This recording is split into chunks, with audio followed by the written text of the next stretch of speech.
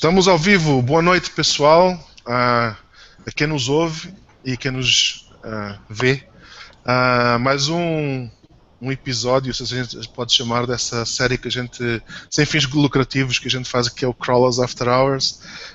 Uma discussão saudável entre profissionais de mercado que tentam aprender uns com os outros e trazer conhecimento para o mercado. Hoje contamos com a presença especial de um convidado que eu conheço, já tive o privilégio de trabalhar com ele, o Márcio Carvalho. Faz aí adeus, Márcio, para o pessoal saber aqui. Pessoal. Ele é coordenador de SEO atualmente de um site conhecido que é o Época Cosméticos. No passado ele foi responsável pelos sites da B2W, para quem não conhece é Americanas, Submarinos, Shoptime. Então ele tem uma bagagem muito grande de conhecimento no que respeita a sites grandes de e-commerce e varejo, etc. E a gente vai discutir com ele um pouco sobre esse mundo. Junto com a gente, hoje o Pelati não está, ele tinha um compromisso, deixou a gente sozinhos, então ele vai ficar sem esse conhecimento, a gente vai guardar esse vídeo e não vai divulgar para ele. Temos o Diogo, ainda não chegou, ele deve chegar daqui a pouco, então vou por ordem alfabética, mas já vou deixar o Diogo apresentado para quem vier. Ele é Full Stack Developer no Texas, no ZEWA, nos Estados Unidos, e é um das chamadas estrelas em ascensão no fórum de ajuda a Webmasters. Temos o Cassiano, faz adeus aí, Cassiano. Ele é sócio da Infoprodutos Brasil, opera essencialmente no mercado de afiliação e produtos digitais. Temos o Rubens, gerente de TI. Ele trabalha numa associação de internet brasileira. E eu, para quem não me conhece, eu estou a estar farto de ouvir falar de mim, eu sou Pedro Dias, sou sócio-diretor da Apis 3, sou um dos responsáveis por otimização e tecnologia aqui na empresa e sou um ex-Google do time de Search Quality. O nosso mundo é muito lá no fórum, a gente tenta ajudar os usuários no dia a dia e trazer discussão de tendências de mercado. E hoje o tema aqui é SEO para e-commerce. SEO para e-commerce porque a gente acha que ele tem uma dinâmica um pouco diferente do SEO tradicional que a gente conhece por aí. Tanto internamente como quem trabalha in-house, como quem prestador de serviços.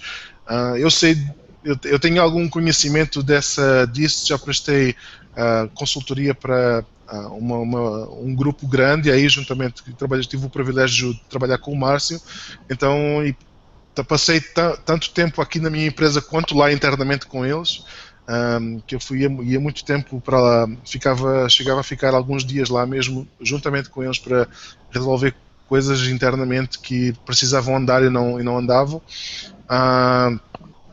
E tive o privilégio muito de conhecer esse mundo e pessoas que a gente não vê elas se expondo tanto no dia a dia nas redes sociais, mas que são pessoas que estão no mercado e que têm um conhecimento louvável de ser partilhado com todo mundo.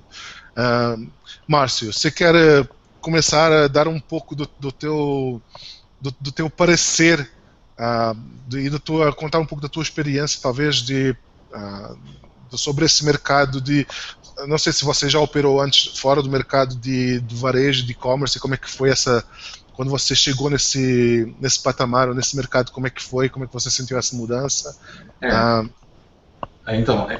Obrigado aí, Pedro, pelo convite.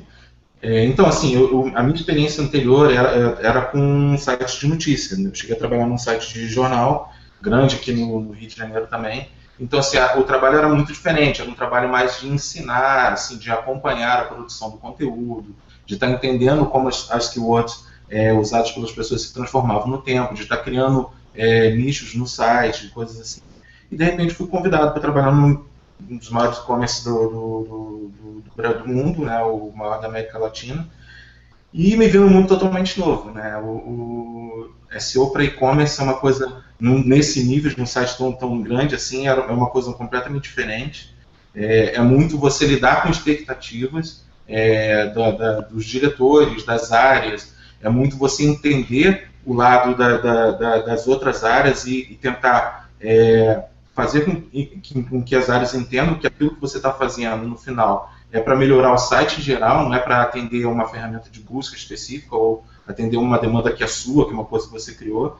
E é muito você criar um procedimento bastante rígido até, para que as coisas comecem a funcionar. Assim, quando você trabalha com um site muito grande de e-commerce, acho que o Pedro, até antes da gente começar, a gente estava conversando sobre isso, não é como se você vira a chave num dia e o resultado vem no dia seguinte. As coisas são muito lentas, os sistemas são muito grandes, tem muito conteúdo envolvido, tem muita página envolvida, tem muito link envolvido nas páginas. Então, assim, tudo é muito lento. Então, até faz você pensar melhor em quais as prioridades que você dá para um site. Assim, não é assim, vamos criar um pouco de conteúdo numa área que vai fazer diferença. Se o site todo está com problemas de navegação, problemas de código, problemas de linkagem para páginas erradas. Então, assim, você tem que pensar uma coisa muito global e criar um procedimento para identificar os grandes problemas, os grandes ofensores do site e criar um processo que faça com que as coisas funcionem, tanto na área de TI, tanto na área de design, enfim. E quais eram quais as principais, não que sejam as dificuldades que você passou essencialmente, mas o que é que você nota que são as principais dificuldades nessa área?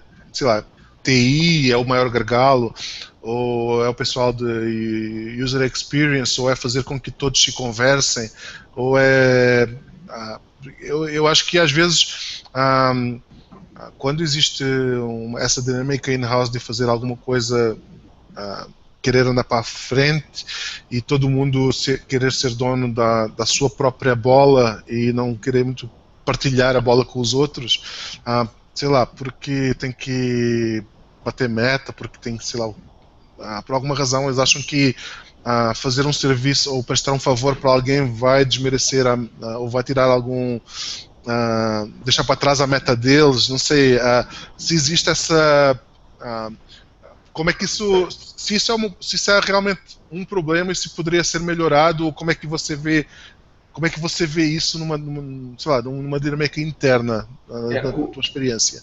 O e-commerce é uma corrida atrás do resultado diário, né? Assim, o acompanhamento de como o site está funcionando, de como as coisas estão funcionando no site, do que está vendendo, do que não está vendendo, é uma coisa que é feita o tempo todo, o dia inteiro, e todas as áreas têm metas muito específicas sobre o seu resultado, o que acaba criando compartimentos dentro da companhia, assim, cada um trabalha na sua área, não quer olhar o lado de fora porque não tem tempo, porque tem que entregar a meta. Então, assim, acho que uma das maiores dificuldades que eu encontrei foi fazer com que esse entendimento de que SEO era importante, que já era uma coisa um pouco difundida, entrasse também no modus operandi de outras áreas além da área de SEO. No final das contas, agir mesmo como um intermediário entre áreas diferentes, entre desejos diferentes, para fazer com que as coisas funcionem. Não é você chegar numa área e criar, o cara quer que eu faça uma coisa a mais. Não. Cara, a gente está trabalhando para melhorar juntos o site, para vender mais. Se vende mais com SEO, porque a gente melhorou o site, vai vender mais para a sua área também, porque o site está melhor. Então, essa dinâmica de deixar a importância clara e de fazer isso se impregnar nas outras áreas, acho que é uma das coisas mais difíceis. E acho que a segunda, assim, é mesmo lidar com a expectativa da diretoria, das áreas de chefia da companhia, de que o resultado de orgânico precisa vir assim que você começa a fazer alguma coisa. Lidar com isso é bastante complicado, é bastante estressante, e exige bastante controle e bastante planejamento e uma forma fácil de mostrar esse planejamento de que o resultado vai vir porque as coisas estão acontecendo e vai melhorar de qualquer maneira, mas em um momento futuro, não agora nesse momento. Então lidar com isso acho que esses dois pontos aí são os piores. Eu acho que, pessoal, se vocês também tiverem perguntas, por favor, intervenham, tá? Eu acho que não só em e-commerce, talvez em e-commerce, mas porque existe essa pressão interna de querer estar tá sempre preparado para ontem, né? Sei lá, e nem assim as coisas não acontecem ontem, elas acontecem daqui a 3 meses ou depois da implementação, né? Então sempre existe essa, essa, essa sensação de ficar sob pressão, porque por um lado você quer o resultado para ontem, por outro lado as coisas demoram, e não só de você, demoram de você, do motor de busca e dos times envolvidos com você. Então são várias coisas aí que não correm todas em paralelo necessariamente, e umas dependem de outras. O que é que você acha que é mais importante quando a gente pretende, sei lá, ou como fornecedor, você já deve ter trabalhado com vários fornecedores, o que é mais importante de um fornecedor, sei lá, trazer como projeto, para começar um projeto de SEO, para um e-commerce? Eu acho que, assim, pelas experiências que eu tive, com os fornecedores que eu tive, eu acho que entender o e-commerce, entender aquele e-commerce específico, acho que é a coisa mais importante, porque assim, muitos fornecedores chegam com uma cartilha, né? Você tem que fazer H1, título do produto, conteúdo na página, vídeo, foto e tal. Ok, mas isso é uma coisa que você está falando num e-commerce de, sei lá, 300 mil produtos, não é muito escalável. Você fazer, vamos parar então para refazer completamente todos os conteúdos de todos os produtos. Não é muito escalável isso. Claro que você tem que primar para ter o melhor conteúdo na página de produto possível, mas eu acho que assim, o entendimento de como a escala da coisa que você está trabalhando e o que dá mais resultado mais rápido e de forma sustentável, acho que é uma coisa que a maioria dos fornecedores hoje tem um certo problema. Assim, quando alguém chega para mim com uma cartilhinha, mas vamos olhar aqui o H1 das páginas, já feito, uma cartilha já feita, sem olhar o e-commerce primeiro, eu já falo, cara, não dá, não vai assim, não vai funcionar. Vamos conversar sobre o nosso cliente, vamos conversar sobre o nosso produto, vamos conversar sobre como a pessoa navega no meu site primeiro. Ok, mas cartilhinha não funciona. Ou fazer a link building, sei lá, para um site do tamanho da Amazon.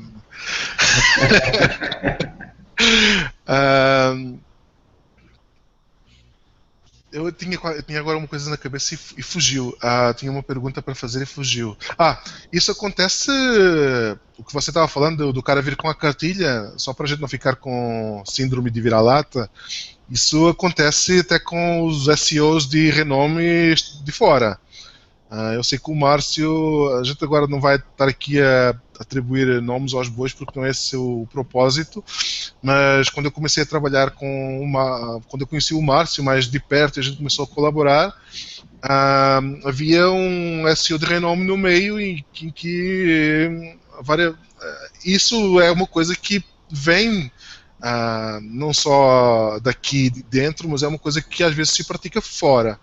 Então, assim, nem sempre isso não é característica do mercado brasileiro, tá? É uma característica de um mercado que eu acho que, exatamente como o Márcio falou, às vezes desprezam um pouco em conhecer a matéria-prima com que eles estão trabalhando e quer trazer um pouco de receita de bolo preparada. Para algumas coisas a receita de bolo é boa, para as coisas que podem ser resolvidas de uma forma técnica, mas para outras nem sempre é assim. A gente precisa de talvez ponderar o que a gente quer fazer numa página, porque é que a gente quer mudar um título, sei lá, a gente chegou a falar várias vezes que os títulos uma coisa que acontece muito nos e-commerce, nos varejos aqui do Brasil, às vezes existem problemas ou inconsistências na maneira do cadastro dos produtos. Isso reflete-se tanto depois no título do produto, como na categorização dos produtos, nos filtros, etc. E não basta você resolver o problema de uma maneira técnica, você tem que resolver o problema no departamento que faz essa operação. Então, se você quer resolver um problema de cadastro inconsistente, você pode sim ir lá resolver no CMS a maneira que está feita, mas isso implica que o cara de vendas ou quem cadastra os produtos lá no CMS vai reclamar que não pode cadastrar da maneira que ele gostava que vendia. ou que, sei lá, Exatamente. que dava mais resultado. Então você tem um conflito de interesse aí que você tem que resolver. Você quer falar um pouco sobre isso? De novo, é lidar com as expectativas. Né? O comercial tem expectativa de que o produto chegue o mais rápido possível e suba para o site o mais rápido possível. E para isso, ele pega o que vem, por exemplo, do fornecedor e toma a informação, sobe isso para o site. Mas o fornecedor escreve aquela informação, muitas vezes vem feito por um pessoal que não entende muito de conteúdo mesmo, não estou nem falando de SEO. O cara pega uma informação técnica, joga lá no nome do produto e sobe. E isso acaba atrapalhando mais do que ajudando, porque assim, tá da maneira como as pessoas buscam sobre aquele produto, tá com as informações que as pessoas buscam, nem sempre tá, e o comercial não se importa muito com isso, o comercial quer subir o produto para o site e tal. E é importante, então, você sentar com eles e sentar com a área que faz o cadastro dos produtos e dos produtos e mostrar assim, olha só, olha como as pessoas estão buscando pelo seu produto. E aí você pode mostrar exemplos na internet, pode mostrar exemplos. A busca interna do site é muito rica para isso, porque o cara já olhou sua lista de produtos e já não encontrou o produto. Então ele está lá buscando uma coisa que ele sabe que tem no seu site, mas não encontrou. Então, assim, aquela informação da busca interna é muito importante. Você pode mostrar para ele, olha só como é que ele está buscando pelo produto e olha como você está usando o produto. Se a gente padronizar de uma outra maneira, você vai atender mais pessoas que estão buscando para isso. E aí começa esse entendimento entre a área. E assim, quando a gente fala de novo em volume, no e-commerce muito grande, não dá para mudar todos os produtos de um para o outro. Você começa assim, vamos mudar os novos que estão entrando. E aí você começa, ok, os novos são todos padronizados já estamos criando um padrão para essas categorias aqui. E aí você começa a olhar o passado, porque assim, vamos mudar todos de uma vez, uma coisa que é inviável num e-commerce muito grande, é impossível. Cria uma expectativa muito grande nas áreas, cria uma expectativa muito grande que aquilo vai funcionar rapidamente, mas acaba gerando muito mais estresse do que resultado. Então, assim, vamos com um projeto de novo, planejar, vamos começar com o que está novo, depois a gente vai mudando para as categorias mais vendidas e vamos pegando os produtos mais vendidos e aí a gente começa a padronizar tudo. Que em determinado momento, tanto a área que compra os produtos já entende que aquilo precisa ser padronizado, quanto a área que faz o cadastro de produtos já entende que chegaram produtos novos. Existe um padrão para isso? Não existe? Vamos tentar criar um padrão. E aí a coisa começa a funcionar para tudo que está novo no site. Aí, já que a gente entrou nesse tópico de conteúdo do site, você quer falar um pouco a gente teve um hangout passado sobre onde a gente falou, o último hangout, a gente falou sobre conteúdo de qualidade. Você quer abordar um pouco como é que você vê essa parte de conteúdo para e-commerce, para varejo, sites de varejo? Assim, quando a gente fala de site de varejo, todo mundo tem as mesmas informações sobre os mesmos produtos, né? Quando a gente fala hoje em dia, então, que os sites estão com seus marketplaces funcionando, o mesmo produto é vendido em 50 e-commerces diferentes, e muitas vezes da mesma maneira diferente. E aí tem uma pressão das áreas assim, cara, a gente precisa de conteúdo novo, mas, sei lá, não dá para escrever muita coisa nova sobre um iPhone que tem conteúdo sobre ele meses antes do lançamento. Você não vai conseguir criar um conteúdo novo sobre aquele iPhone. E aí a gente começa a pensar assim, tem maneiras diferentes de eu usar esse conteúdo, ou tem maneiras diferentes de eu organizar ou priorizar esse conteúdo aqui. E aí a gente começa a procurar assim, fontes alternativas. Assim, tem um conteúdo riquíssimo que é o conteúdo das recomendações de produtos. O cara que escreve lá comprou o produto, então ele tem o produto na mão, e ele escreve uma resenha sobre aquele produto para você, que é única para o seu site, é informativa, tem os pontos interessantes, bons e ruins do produto, porque também é importante você ter os dois lados da história, porque ajuda a tirar dúvida se eu compro esse modelo ou compro aquele outro modelo. Mas vou usar, essa parte do produto não funciona, mas ele é ótimo nesse outro tópico aqui. Isso ajuda muito. Acho que vale a pena você consultar áreas diferentes, conversar, por exemplo, com o saque da companhia, para produtos que são muito, muito importantes para você. É importante você ter um entendimento do saque. Assim, olha só, tem muita gente, por exemplo, né, tem muita gente reclamando que esse produto não vem na cor Y lá, que a gente acaba falando sobre a cor Y. Aí a gente especifica melhor esse tipo de informação na página do produto. E aí a pessoa que tem aquela dúvida lá vai chegar naquela página e ver essa informação. Então, assim, é importante entender que assim, não dá para você criar conteúdo de qualidade para certos tipos de produto, porque o conteúdo está espalhado pela internet inteira, de todas as maneiras possíveis escritas, mas tem conteúdo que você pode gerar que é único seu e que isso vai acabar ajudando o teu cliente a tirar dúvida se aquele produto é o melhor produto para ele, a entender uma certa função daquele produto que ele não encontrou em outro lugar da internet e a tomar a decisão de compra que no final é o que você quer que o cliente chegue no seu site e faça. Né? Você acha é mais o que você consegue fazer com o conteúdo que existe do que muito mais do que criar conteúdo. A gente no último Hangout até chegou a discutir se, por exemplo, sei lá, num site como Americanas ou como a Amazon, vale a pena eu ter um trabalho de reescrever as descrições dos produtos todos para eles serem todas originais e não ter mais nenhuma cópia na internet, ou vale a pena eu, sei lá, fazer um guia de compras e publicar isso de uma maneira que o usuário consiga enxergar isso no site de uma maneira que está listada junto com os produtos, em vez de ser uma coisa que está ali forçada numa descrição que ninguém vai ler, ou está no rodapé da página que ninguém vai ler só por ter lá as palavras-chave. Eu acho que é importante, sim. Eu acho que, assim, você trabalha com produtos muito técnicos, por que não cria, por exemplo, uma comparação entre produtos diferentes? Uma forma de você estar olhando 2 produtos, 3 produtos e estar entendendo qual conteúdo ou qual dado daquele produto é diferente entre um modelo e outro. Ou você está trabalhando com, por exemplo, sei lá, um e-commerce de móveis.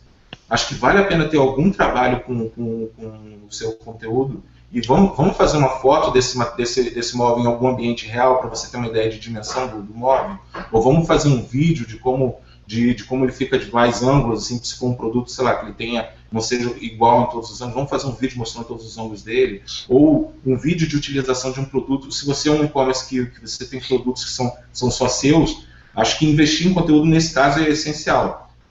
Mas há maneiras de trabalhar com o conteúdo de produtos que todo mundo tem, que são interessantes para quem está chegando naquela página, são úteis, e acho que para e-commerce, acho que essa informação é essencial. O conteúdo que você tem na tua página tem que ser útil para a pessoa que chegou no seu site naquela página. Exatamente. Então, se você transforma aquilo numa coisa útil, o cara, se ele não compra naquela vez, ele vai saber que ele tem aquela informação no seu site, ele vai voltar uma outra vez quando ele precisar daquele tipo de informação e pode tomar decisão de compra. Então, assim, dá trabalho, precisa você planejar muito bem o que você vai fazer para não estar criando um monstro, mas eu acho que no fim das contas vale a pena se for bem feito. Beleza, tem aqui uma pergunta que eu vou dar aqui aproveitar para fazer aqui um coffee break. Do Rafael Souza, tem aqui uma pergunta que ele deixou aqui no chat do YouTube para você, Márcio.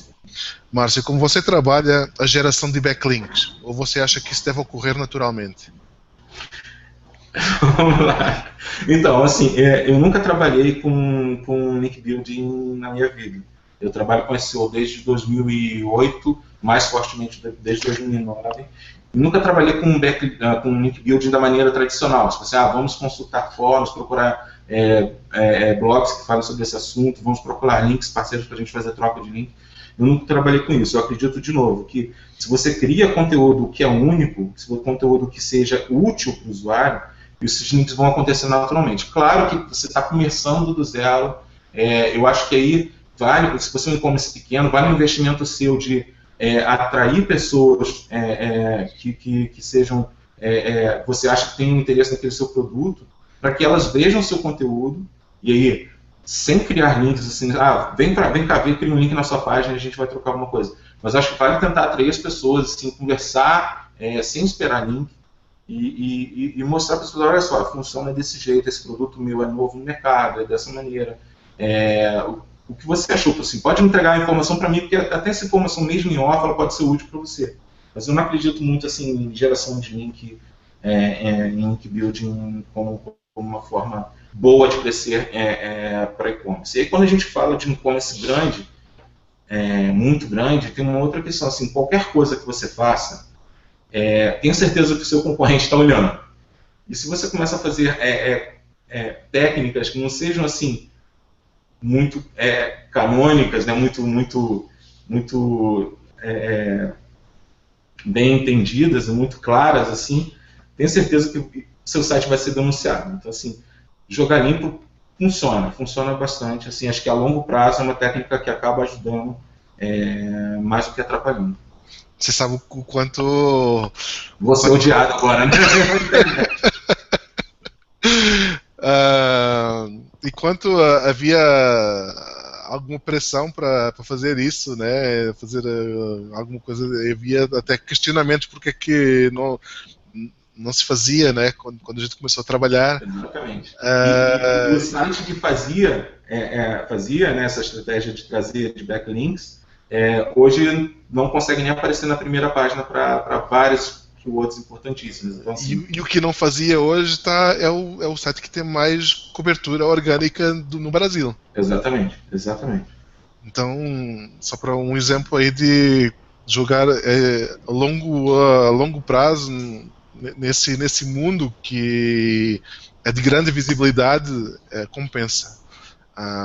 Existem muitas outras coisas que você precisa resolver antes de você pensar em link. Então, eu lembro que, sei lá, existe um monte de problema técnico, um monte de problema que precisa ser resolvido, porque é que não dá para fazer assim. Às vezes até o risco de, vou copiar o que o meu concorrente está a fazer, ele está fazendo, sei lá, as categorias ele está fazendo daquela maneira, vou copiar. Mas você pode estar copiando uma coisa que o cara nem quis fazer daquela maneira, ele conseguiu só fazer daquela maneira porque ele estava limitado tecnologicamente a fazer daquela maneira. Não que aquela maneira seja a melhor maneira de fazer, nem pode ser que dê resultado no seu caso, porque cada site é um site, mais no varejo, né? Cada site tem o seu DNA. Esse é um problema importante de se falar quando se trabalha num site muito grande, que é assim, se você tem que escolher keywords para acompanhar, para você entender se seu site no geral está funcionando ou não. Mas quando esse conjunto de keywords se torna a coisa mais importante que você olha em todo o seu trabalho de SEO, você cria novos problemas, que é assim, mas caiu para essa keyword essa semana, caiu para a segunda, terceira, quarta posição.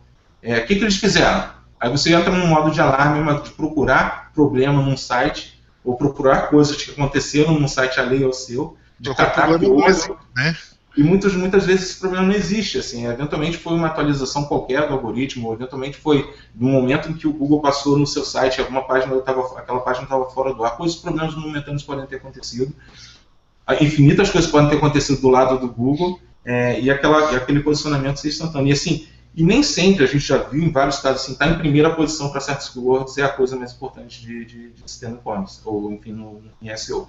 Então, assim, lidar com essa coisa de, keyword caiu, vamos correr atrás do culpado nesse momento, é complicado, assim, é uma coisa muito perigosa, acho que pode acabar tomando muito tempo da equipe de SEO, e muitas vezes é em vão. Assim, se você tem o seu trabalho controlado, se você sabe as coisas que estão subindo no site, se você sabe onde você está nesse momento, se você sabe como o Google está se posicionando quanto às páginas que estão sendo criadas, as tecnologias que estão sendo usadas na internet, acho que você não precisa se preocupar com movimentação de keyword semanal, porque isso acaba virando mais uma bola no seu pé do que um alvo para você chegar.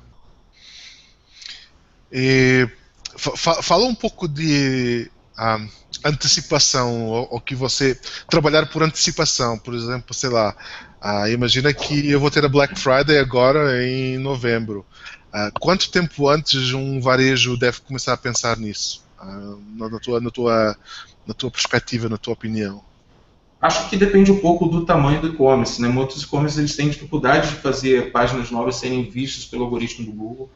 Também entra aí uma parte técnica de se olhar, mas assim, eu acredito que você está preparado meses antes com mais um trabalho interno, às vezes, do que um trabalho externo é importante. Você está entendendo assim, cara, a Black Friday vem, como foi a Black Friday do ano anterior? O que a gente vendeu? O que foi importante para nós? Como a gente estava posicionado no passado? A gente vai ter o mesmo posicionamento esse ano? E aí você cria a sua estratégia a partir disso. Não vamos correr atrás de estar posicionado bem para Black Friday e celular. De novo, você começa a trabalhar para keyword e não para o seu resultado. Então, assim, eu acho que vale a pena você se antecipar nesse tipo de coisa. Assim, normalmente, eu acredito que no meio do ano já começa a ter pequenas variações de pesquisa para Black Friday. Eu acho que a gente já começa olhando julho, já é um bom ano para você começar a pensar numa estratégia boa, já começar a entender como está o mercado, como estão os keywords em geral, como está o posicionamento dos outros sites para isso, e começar a pensar numa estratégia sua. Até porque isso são coisas que, de uma forma em geral, elas não dependem só do nosso trabalho. O próprio Google, a gente vê que ele muda. Se a gente pesquisar para o Black Friday agora e pesquisar para o Black Friday quando estiver mais perto da Black Friday, os resultados mudam, mas não é só porque os e-commerce estão fazendo algum trabalho. É porque o Google está começando a notar também uma tendência por alguns tipos de buscas relacionadas e ele começa a dar preferência a essas páginas que tratam sobre esse assunto. Ele começa a entender que esse assunto começa a ser relevante e ele começa a se adaptar para servir resultados que tratam desse assunto para os usuários. Então, são duas coisas que acontecem em paralelo e que a gente tem que conseguir conciliar. Uma é o Google se adaptando aos resultados e outra é o trabalho interno que está sendo feito em paralelamente com isso. Eu não sei se o Cassiano tem alguma experiência nesse quesito, que ele, como trabalha no mercado de afiliação, talvez seja um mercado que responde muito a temas quentes, e se ele consegue, sei lá, dar mais um achego aí nesse lado da conversa, senão a gente continua. Não. Antecipação, na verdade, a gente vê muito quando sabe que algum produto vai ser lançado também, né? Já está preparando algum produto que sabe que vai movimentar, os afiliados já ficam preparados para isso, então, na verdade, a gente começa a fazer, às vezes, um trabalho já antes, muito antes de ter o lançamento do produto, para quando lança aquilo também, a gente já está bem posicionado e conseguir aproveitar, né? Mas é tudo questão de trabalhar o produto antes, já sabendo já do lançamento, que, né? Isso para quem é afiliado acaba por ser mais fácil do que para quem é varejista, né, Márcio? Bem mais fácil. Acho que trabalhar, sei lá, imagina que vai sair agora o iPhone 7. Isso aí a Apple tem várias restrições contra subir conteúdo sobre os produtos dela antes que os produtos sejam lançados oficialmente no seu mercado. Então, assim, não é uma opção muito boa para o e-commerce. Mas, assim, existem várias maneiras da gente contornar isso, assim. Eu acho que vale você pensar, assim, seu site tem um blog que fale sobre assuntos em que você possa tratar desse tipo de conteúdo, vale a pena você começar a investir nisso antes. Ou então, assim, vamos preparar uma página de pré-venda que já seja baseada em tudo que as pessoas estão buscando sobre aquele produto no passado. E aí, quando chegar o momento da venda, você já tem conteúdo lá no seu site. Então, assim, vamos ver, assim, cara, quais as coisas mais comentadas do iPhone? Vamos fazer um vídeo sobre isso, vamos fazer uma produção diferente sobre esse conteúdo, e aí a gente faz o lançamento. Quando a gente fizer o lançamento do produto, já tem um vídeo feito, já tem uma coisa legal criada, e aí dá para antecipar. Eu acho que vale a pena. Assim, tem muita questão da intenção de busca, né? Como o Pedro falou, assim que se fala sobre o lançamento de produto, normalmente o Google, quando ele começa a coletar informações sobre aquele produto, o que ele tem são informações mais técnicas, informações mais opinativas e tal, e pouca informação sobre transacional, pouca informação sobre venda daquele produto. E ele acaba mostrando essa informação primeiro, assim, e acaba sendo uma coisa que dura, de repente, alguns meses, essa coisa.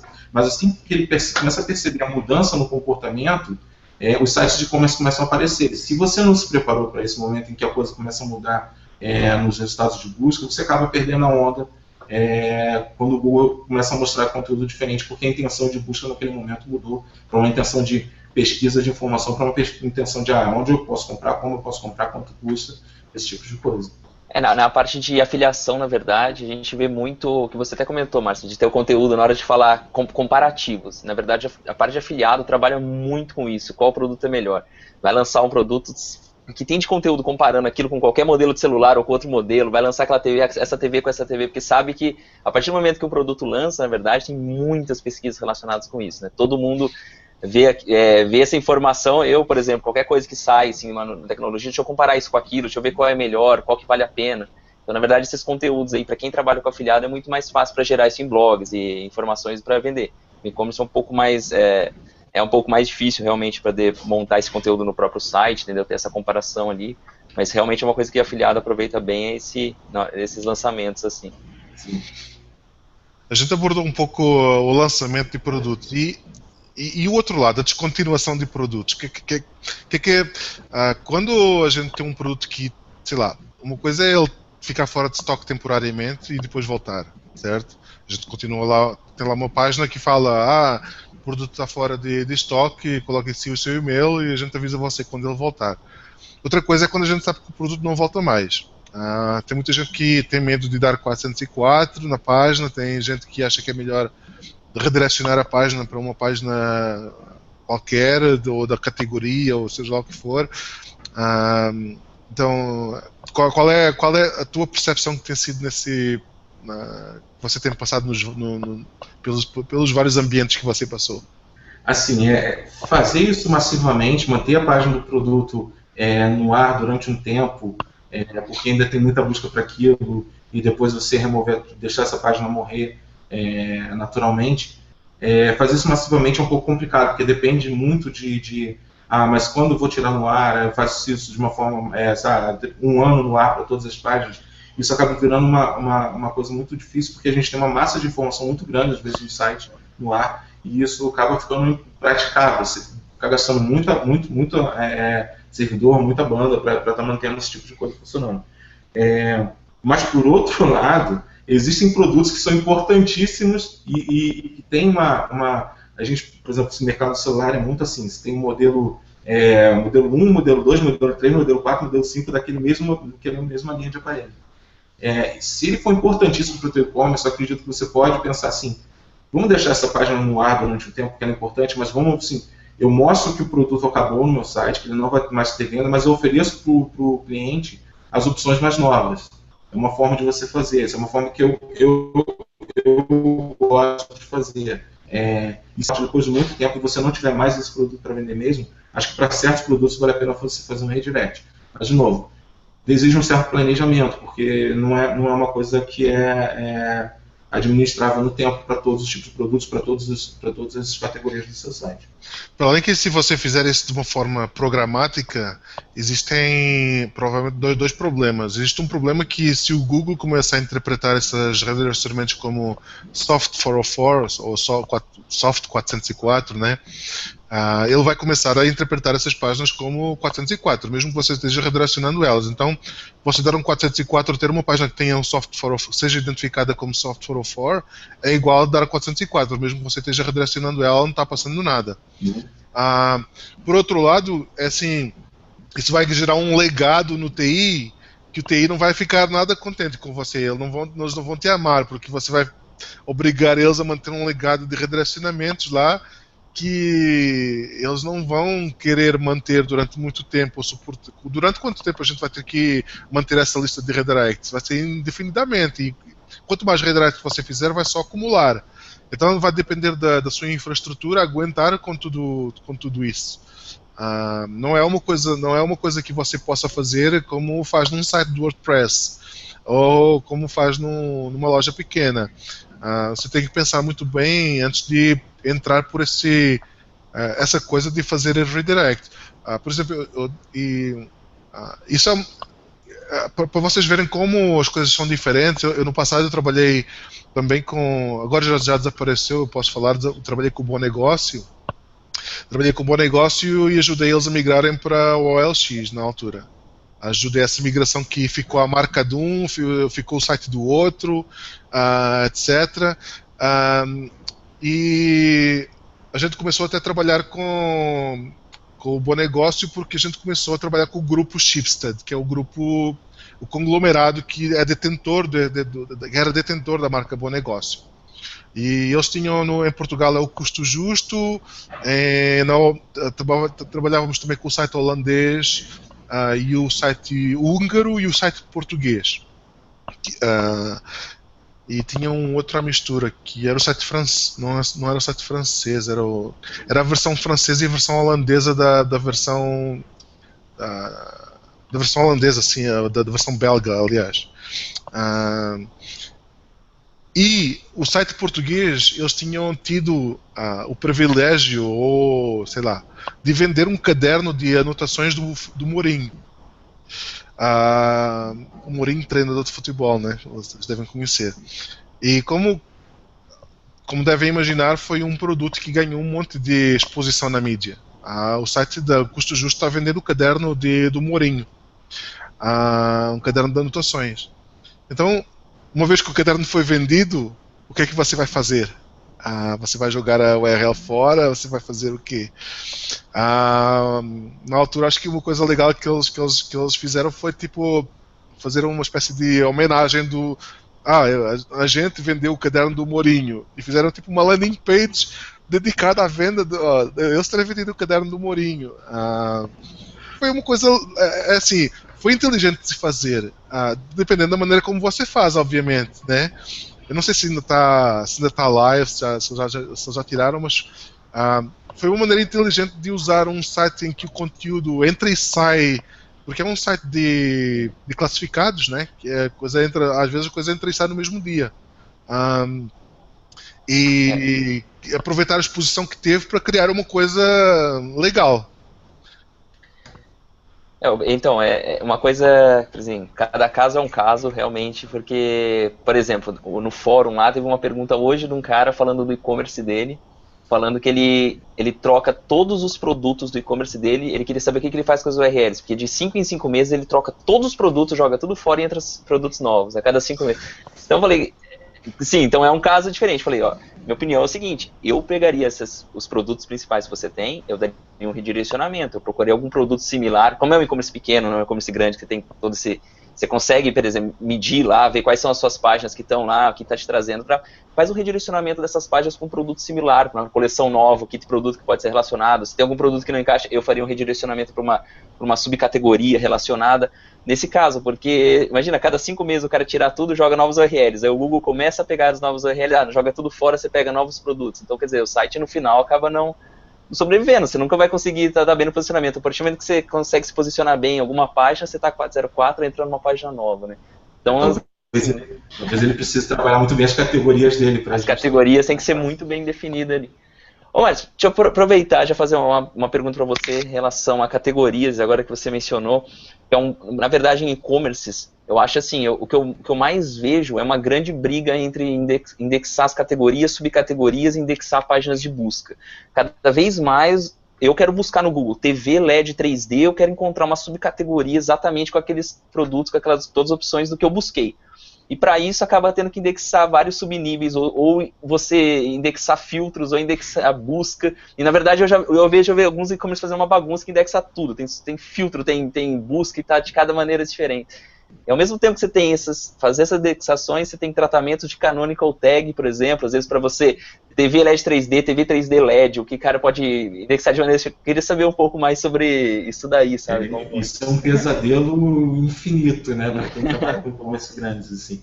É muito difícil você lidar com isso. De novo, assim, é importante você ter conteúdo nas suas páginas para lidar com esse tipo de informação, que, né, TV LED 3D, TV 3D LED, o que é mais importante ter, e aí o que decidir fazer. Eu acho que primeiro se você tem que pensar, e aí muitos e-commerce pecam muito nisso, é uma coisa que quase todos os e-commerce grandes pecam, assim, a categorização da informação é muito ruim, ela não é pensada, assim. Chega-se um produto novo, vamos criar com que nome X, sobe lá no site, sem pensar onde vai ficar direito. Eu já vi e-commerce em que você tem o mesmo produto em duas áreas diferentes do site, porque um comprador de uma área comprou um produto, voltado para um público que ele estava pensando, e outro comprador comprou o produto, voltado para um outro público, mas na verdade no fundo é o mesmo produto, e isso acabava atrapalhando. Eu acho que um desafio muito grande para os e-commerce grandes é como criar categorização, como criar a árvore de categorias, sem que a coisa fique... um cara de conteúdo duplicado, um cara de conteúdo que foi criado só para você ter uma página nova.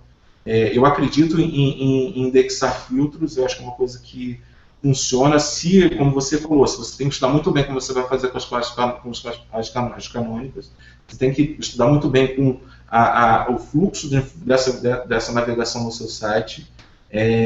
Mas eu já vi também sites em que tem soluções de busca que ele indexa qualquer busca que é feita pelos usuários.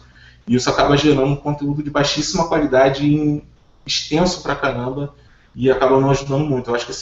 Eu acho que falta um pouco, até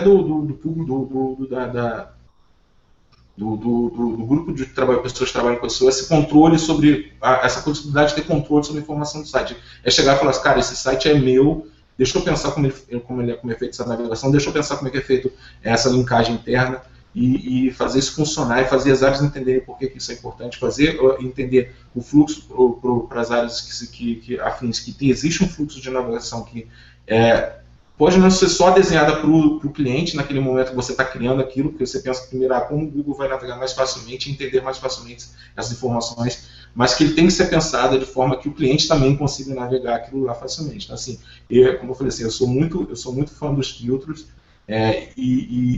e eu acho que essa, para mim, é a coisa mais difícil de se trabalhar no e-commerce, de verdade. Mas eu acho que é importante ter controle sobre isso. Assim, eu acredito nos filtros, eu acredito que a busca interna pode te ajudar. Não acredito que você deva indexar qualquer coisa que seja escrita na sua busca interna, porque isso acaba gerando conteúdo de baixíssima qualidade para você. Mas é uma fonte de informação importante, é uma fonte de informação para o seu trabalho, que não deve ser desprezada, não.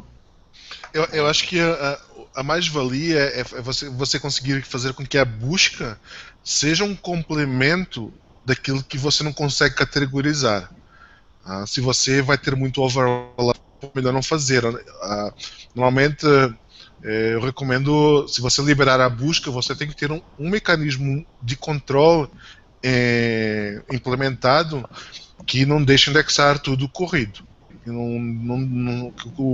Que não deixe indexar qualquer coisa que eu coloque na caixa de busca e coloque um link apontado para lá. E não é porque o Google entra, às vezes existe um mito que o Google entra na busca e começa a fazer busca sozinho. Isso não acontece, tá? O que acontece é que começa a pessoa escreve qualquer coisa, manda para um amigo, cria uma referência, cria um link e vai acabar por indexar. E quantos mais URLs existirem numa busca aberta, pior. E às vezes o problema é que você começa a depender de uma busca e depois você não consegue mais cortar ela. Porque se você cortar, você perde o tráfego, você não tem uma categorização feita de maneira a deixar de depender dela e ela fica a ser o seu crack, a sua cocaína, porque é prejudicial para você, mas você está dependendo dela e não pode largar, porque senão você fica sem nada.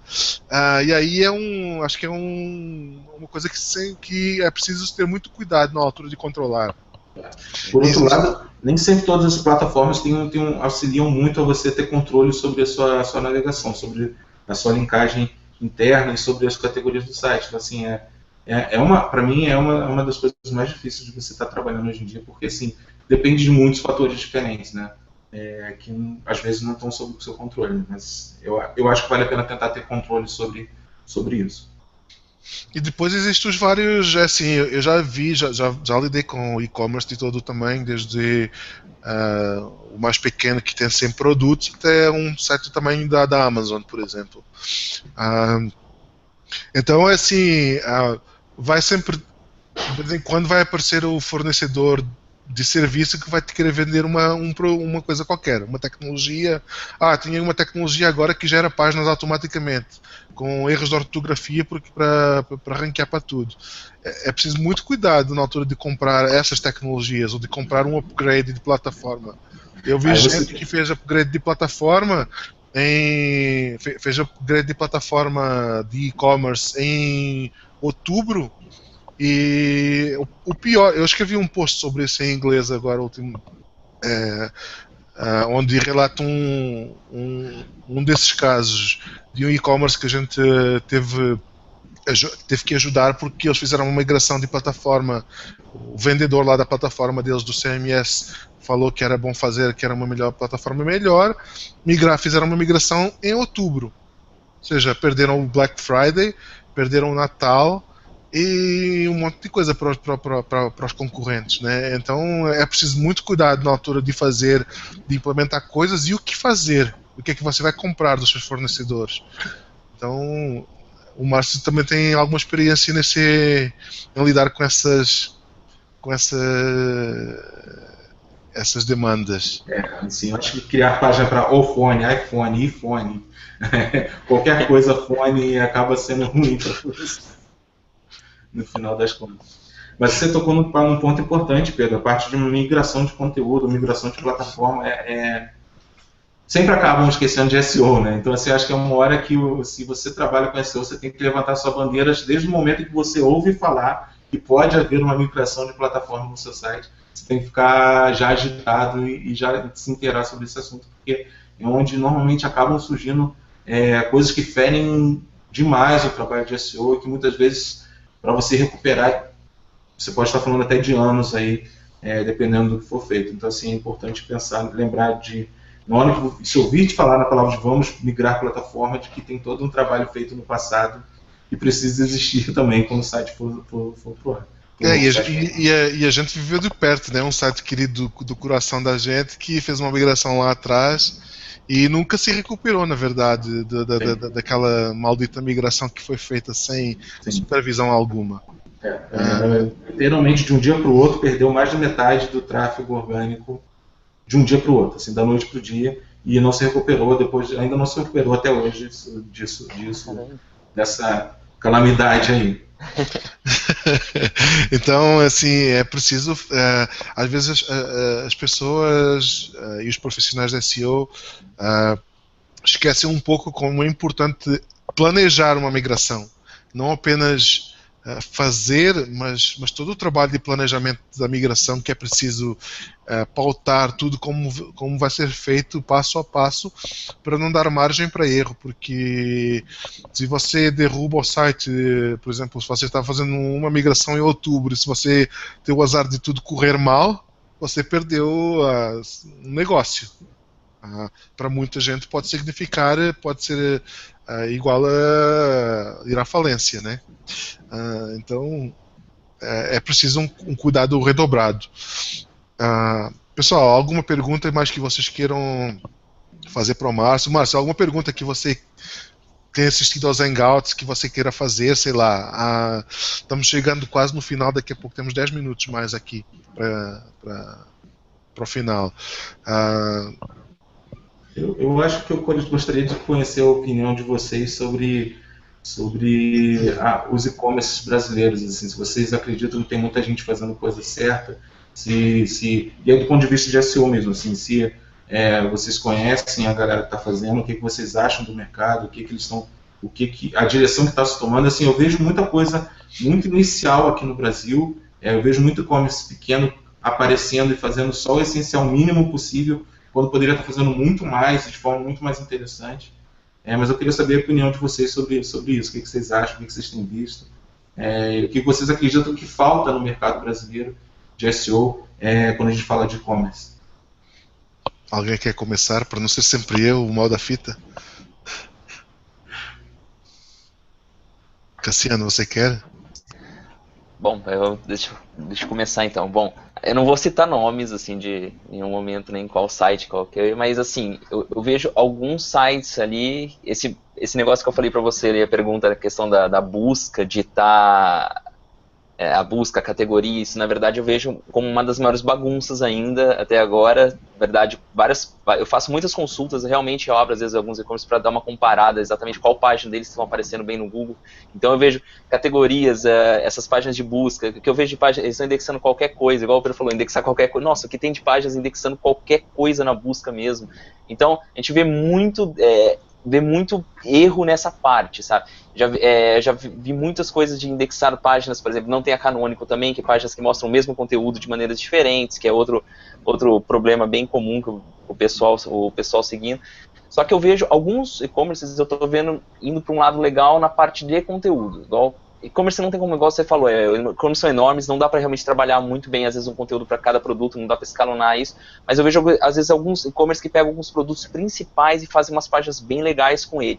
Então, muitas vezes, alguns produtos, até, por exemplo, às vezes vai sair um jogo novo do PlayStation ali, você vê que, às vezes, os e-commerces começam, às vezes, a brigar legal, e você vê páginas muito bem feitas, às vezes, do produto. Você abre a página e fotos legais, e tem vídeo do produto, e comparativo, e mostra aquilo, e um design bacana, sabe? Então, eu vejo alguns conteúdos se destacando, às vezes, mas conteúdos específicos que são legais, sabe? Que estão indo um pouco na linha, às vezes, até de uma Amazon, que apresenta bastante informação para o usuário. Então, eu vejo isso alguma coisa legal. Só que ainda vejo essa parte de estrutura, assim, a maioria ainda tá... Eu vejo muitos problemas acontecendo, assim, muitas páginas que você sabe que daria para melhorar, só que esbarra muito na parte técnica. Eu estou falando isso, por exemplo, quando a gente analisa o SEO e eu falo, é só você fazer isso aqui, ó, usa Canonical aqui, usa essa URL bonita desse jeito, falando assim na maravilha, a teoria, assim, às vezes é realmente muito mais simples, né, mostrar assim, falar, só que a gente sabe das barreiras que é realmente para as plataformas implementarem isso.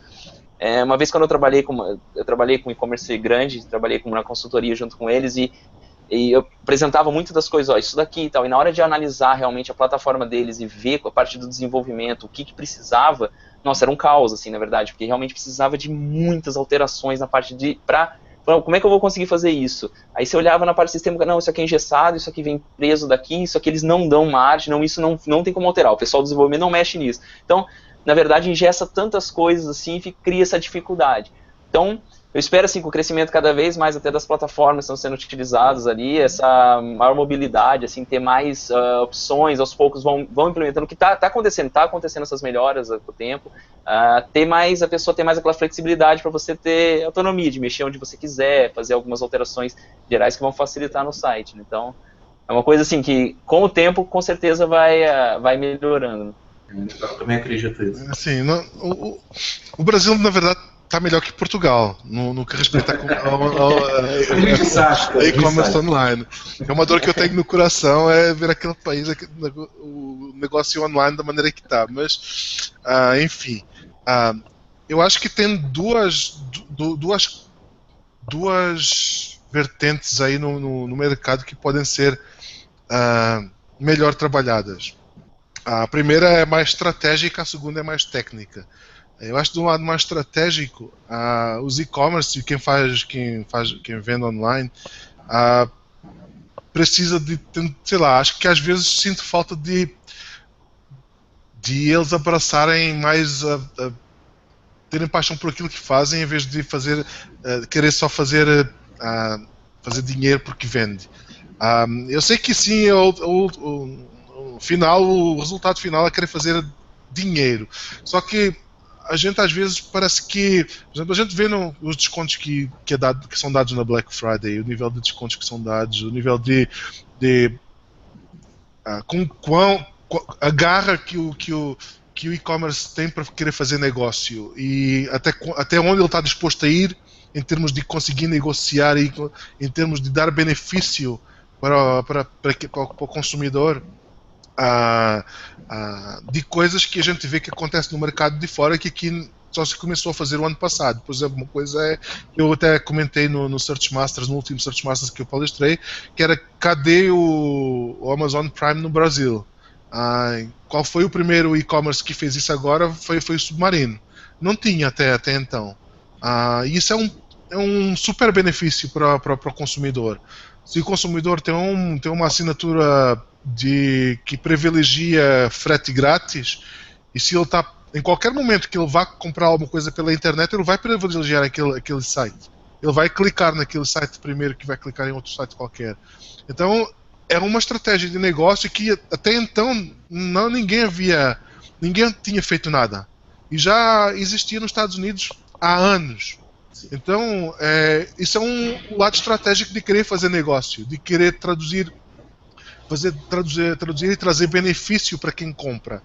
O outro lado é o lado mais técnico, que por um lado existem bastantes plataformas no mercado que possibilitam a entrada de quem quer ter um e-commerce, mas essas plataformas são em geral ou um pouco engessadas ou pouco maleáveis, ou já têm coisas pré-definidas que se você quer fazer alguma coisa mais personalizada, você vai precisar de desenvolvimento.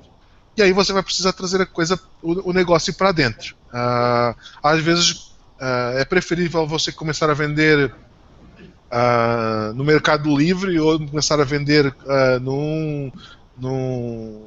agora que é o marketplace dos varejos, do que você investir no seu próprio e-commerce.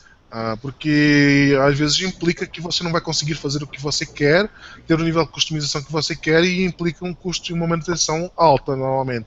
Porque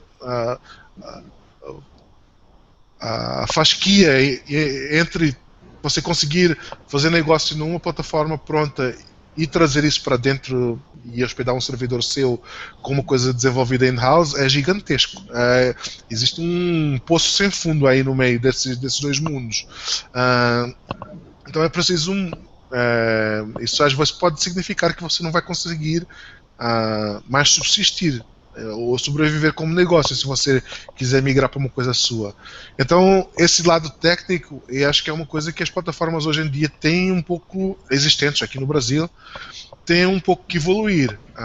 Eu já tive conversas com várias plataformas, já perguntei a algumas delas por que a estrutura que elas têm de catálogo, ou de URL, ou de categorização de produtos é da maneira que é, e muitas delas têm explicações como porque a URL mais perto da raiz o Google privilegia mais. Isso normalmente é um mito que muita gente persegue, que acaba por ter um site flat, né, sem estrutura nenhuma, só porque ouviu falar dessa maneira. E não necessariamente isso é verdade para todos os cenários. Isso até pode te prejudicar. Então, e às vezes a plataforma não tem maneira de fazer isso, e a plataforma, como tem de, sei lá, centenas ou milhares de clientes, eles, para fazerem para um, vão ter que fazer para todos. E aí, assim, eles estão vendendo um produto que, para ser escalável, ele tem que ser minimamente unificado, só que à medida que o cliente vai crescendo, ele vai querendo customização. E é um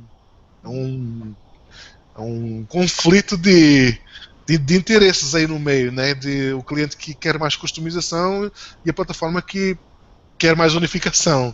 Então, existe espaço aí, acho que, para plataformas talvez melhor pensadas de um ponto de vista técnico, e alguma maneira de conseguir escalar o cara que está querendo um pouco mais de customização e menos unificação.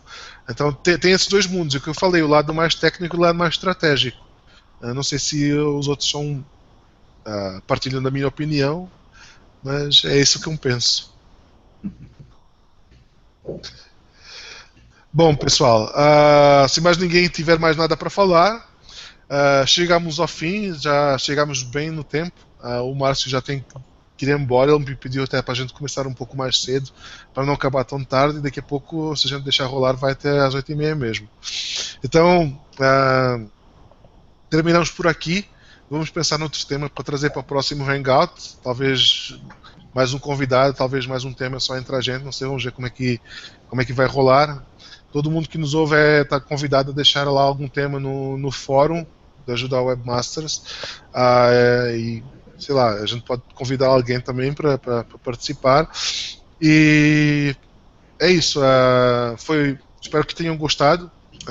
Da minha parte é tudo, e vamos mandar tchau. Alguma coisa que vocês queiram mandar tchau para alguém especial, ou podemos sair assim mesmo? Só queria agradecer aí pela oportunidade, foi muito legal bater esse papo com vocês. Espero que ocorram novas oportunidades em algum momento no futuro. Beleza, obrigado, Márcio, pelo teu tempo. Gente. Eu sei que você anda corrida aí, e foi muito bom ter você aqui com a gente para partilhar um pouco da tua experiência.